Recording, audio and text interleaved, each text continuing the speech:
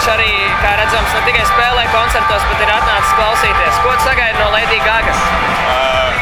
Liels brīnums, protams, jo Lady Gaga tas jau tā kā pārvietojamais cirks varētu būt. Tā kā dresēts ziloņus kā minimums, jo Rīgas zoodārzā viņi nav bijuši jau sen. Pingvīni, kā zinām, zoodārzā ir atvesti, bet redzēsim, ko pārteikt. Kādēļ tavuprāt Lady Gaga ir tik ļoti populāra un pārspēja pat mūsdienās pat Madonnu? Par to, vai viņi ir populāri, to es varēšu pateikt pēc tam, kad es būšu pārskaitījis apmeklētājs, kas būs atnākuši uz Mežaparka estrādi.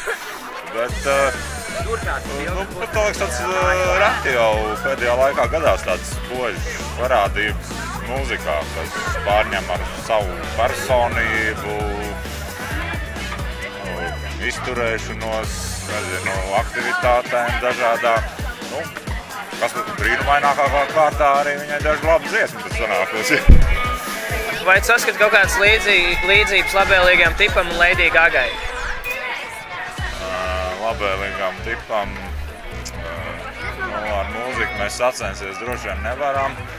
Mums pat cik nāk tā 20 gadu jubilejs, un mēs arēnā rīkosim lielo šovu, un tad varbūt ar tērpiem mēs varētu sacensties ar viņu. Un ar pirotehniku noteikti arī? Pirotehniku noteikti, jā. Okay, patīkam koncertu!